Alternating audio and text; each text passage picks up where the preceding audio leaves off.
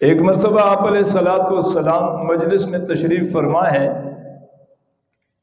آپ کے دست مبارک میں جبہ ہے، آپ نے وہ جبہ حضرت ابو بکر صدیق رضی اللہ تعالیٰ عنہ سے مخاطب ہو کر پوچھا، ابو بکر اگر میں یہ جبہ آپ کے حوالے کر دوں تو آپ کیا کرو گے اس کے ساتھ؟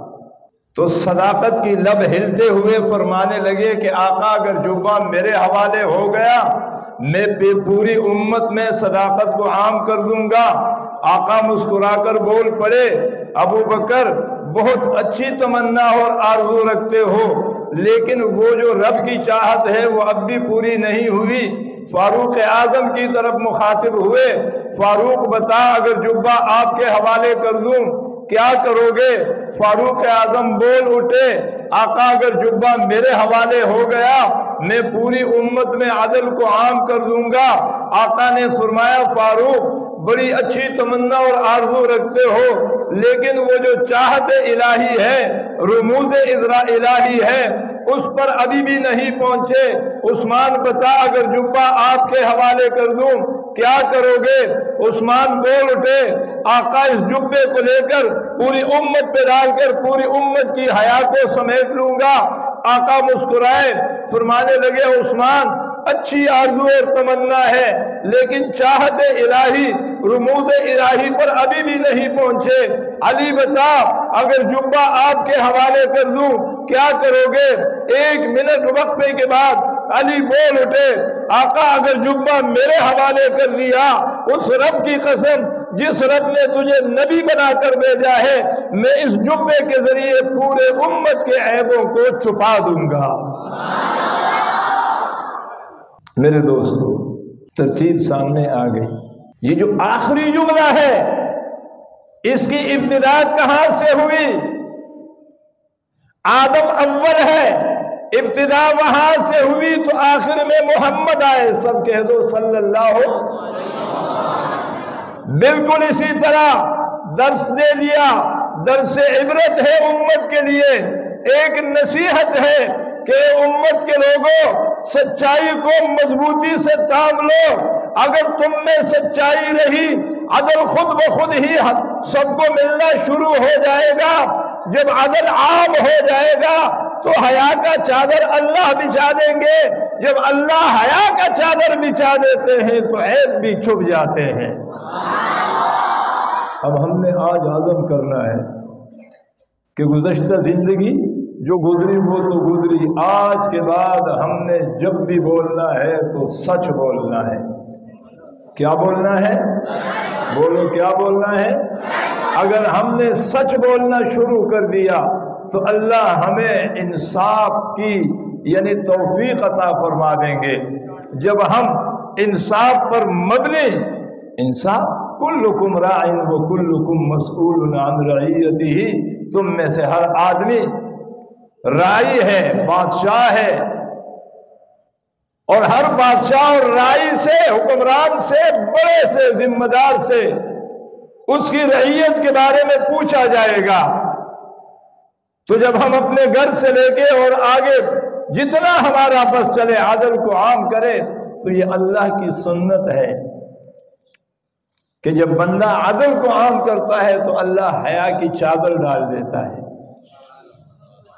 اور جب حیا کی چادر ڈل جاتی ہے تو کروڑوں نافرمانیوں پر اللہ تبارک و تعالی اپنے ستاریت کا پردہ ڈال دیتے ہیں، اور وہ پردہ عارضی نہیں ہوتا ہے۔ توجہ چاہتا ہوں، علماء تشریف فرمائے، میری گفتگو کو ذرا توجہ سے سنیں۔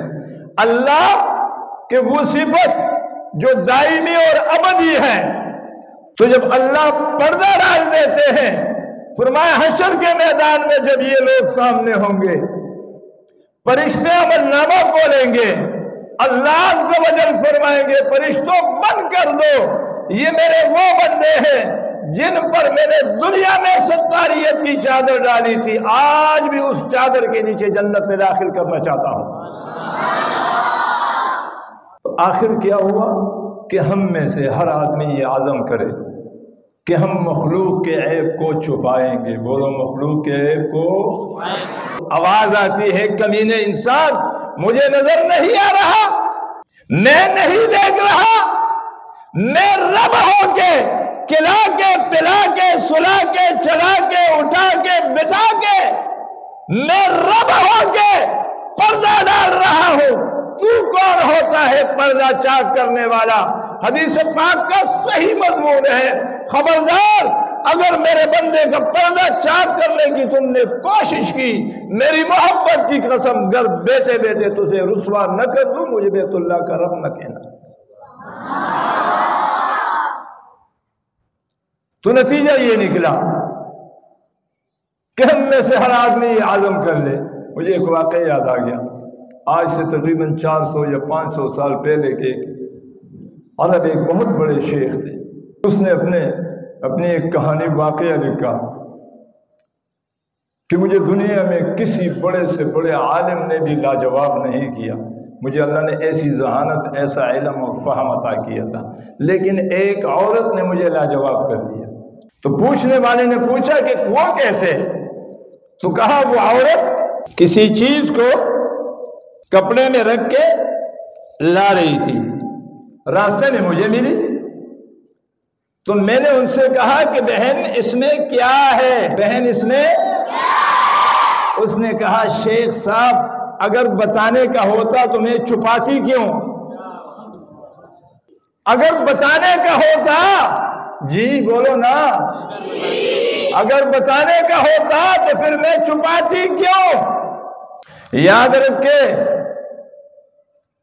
دنیا میں کوئی انسان ایسا نہیں آیا، قیامت تک نہیں آئیں گے کہ جس کے زندگی کے دو پارٹ نہیں ہوتے، جس کو اس زمانے میں پرسنل لائف کہتے ہیں، ایک سوشل لائف کہتے ہیں۔ ایک انسان کی زندگی کا وہ حصہ جو مخلوق سے چھپا ہوا ہوتا ہے، ایک انسانی زندگی کا وہ حصہ جو مخلوق کے سامنے ہوتا ہے۔ فرمایا جو انسانی زندگی سے چھپا ہوا ہے اسے قریدنے کی کوشش نہ کرو، حدیث پاک میں آتا ہے تمہاری اندر کی زندگی میں کھول کے مخلوق کے سامنے رکھ دوں گا۔ ہمارے ہاں آج کیا ہو رہا ہے؟ ساس اور بہو کی لڑائی کیوں ہے؟ شوہر اور بیوی کی لڑائی کیوں ہے؟ دو بھائیوں کی لڑائی کیوں ہے؟ بھائی اور بہنوں کی لڑائی کیوں ہے؟ پڑوسیوں کی لڑائی کیوں ہے؟ سورہ حجرات نے جو فرمایا وَلَا تَجَسَّسُوا وَلَا يَغْتَبْ بَعْضُكُمْ بَعْضًا، یہ جو ہمیں عبادات دیے گئے نا، اس کا خلاصہ یہی ہے کہ ہمارے اندر سچائی آ جائے۔ جب سچائی آئے گی تو ہمیں اللہ عدل کی توفیق دے دے گا۔ جب عدل آ جائے گا تو اللہ ہمارے اوپر حیا کا چادر ڈال دیں گے۔ جب حیا کا چادر ڈل گیا تو اللہ پھر ہمارے عیبوں پر ستاریت کا پردہ ڈال دیں گے۔